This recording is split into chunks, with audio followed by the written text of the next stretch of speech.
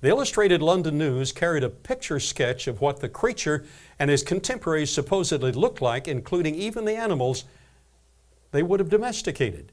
So here you see the guy, his girlfriend, the club or the tool he's using. In the background is a fence. That's a fence. He's made a fence to keep those camels in. How do you keep camels in a low fence like that? You feed them. So the implication is this guy was social. He had a mate. And the implication is he was quite knowledgeable. He knew how to keep those camels and antelopes where he could use them. That's the implication. This was front page, London Illustrated News, and the editor of the newspaper won the Pulitzer Prize for running this article. So let's see if it's justified. In 1926, the year after the Scopes evolution trial, Harold Cook, the discoverer, returned to the site and found the rest of the skeleton. It belonged, as you know, to an extinct pig, but now not so extinct. Associate David Bassett, who's upstairs working right now on a new manuscript we're getting ready to publish in the technical literature, Associate David Bassett writes that to the credit of the academic community, watch close, very close. We want to give credit where credit is due. We're not opposed to the academic community. The biologist of the biosphere is a biology graduate from a fully accredited major university in Michigan, Taylor University. The publishing biologist has 9 college and university's degrees in science. We're not opposed to academics. The book that we're getting ready to release was written by 3 primary authors: Edward Boudreau, who ran major scientific calculations on suspension of the canopy, and Sir Dr. David Otway Ray, a member of 5 academies of science in the Eastern Bloc countries, simultaneously a member of the London Royal Society, knighted by the Queen of England for his work in astrophysics and math, and he was one of our closest friends and a colleague and associate of this museum. So he's the second author in this book. The third author is my wife's husband. So anyway, we're getting ready to publish this book.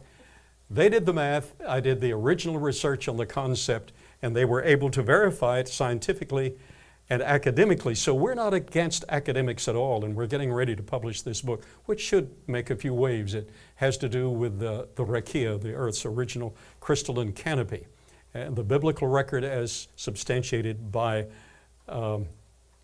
science. So back to the pig man, the pig guy, Hesperopithecus haroldcookii.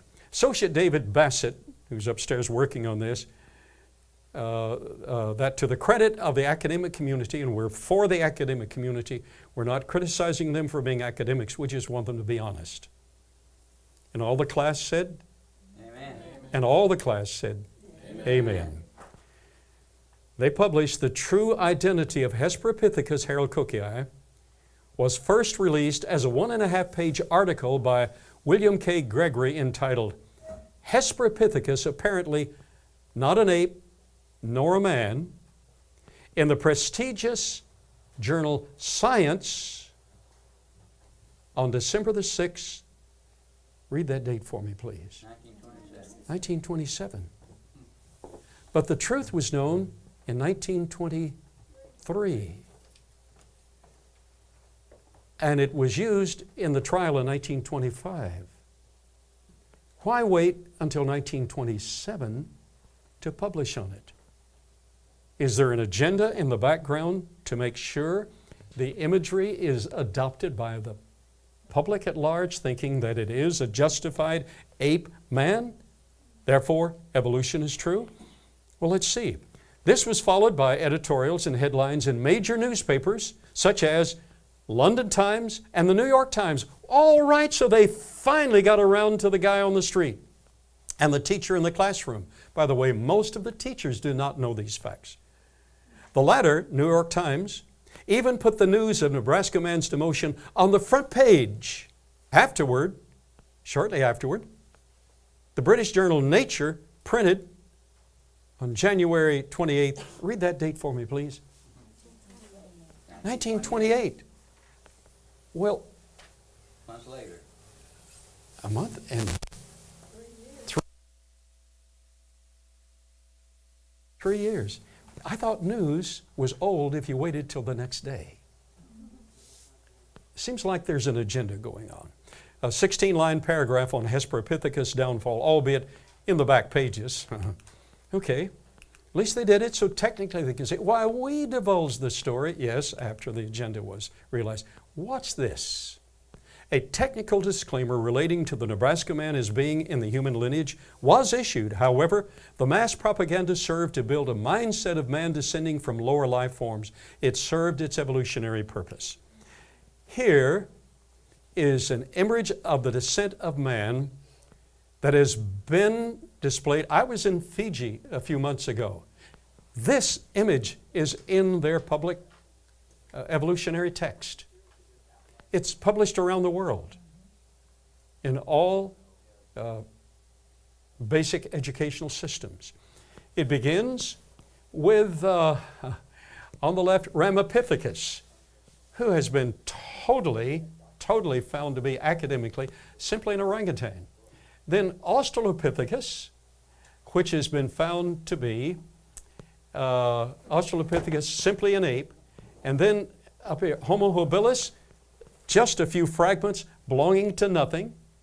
And then Pithecanthropus, see that guy standing up? Looks a little bit like an ape, but he's upright. What do they find? In Java, they found Pithecanthropus erectus. They found his skull cap. 2 years later, that skull cap turned out to be the kneecap of an elephant. But class, there he is in our lineage. It appears that honesty has left the scene.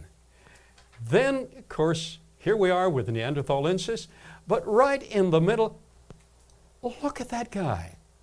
He looks like my cousin. Only he's a little bit prettier.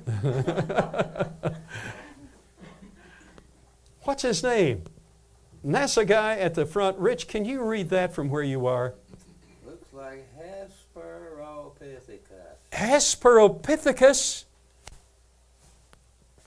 What was Hesperopithecus? A pig. Boy, that's the best looking pig I've ever seen. He's going to market. Wow. So that's where we are.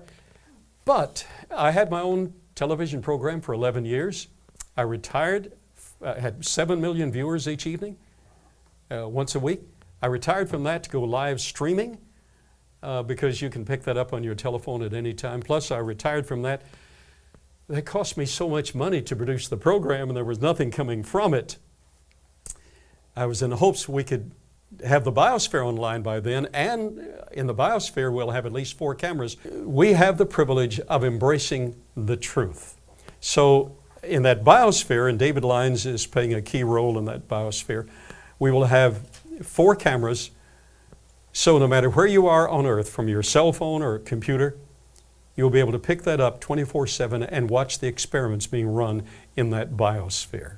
So that's the reason I retired from TBN from a telecast, but we don't have the biosphere online yet. However, we have some assurances that some steps can be made.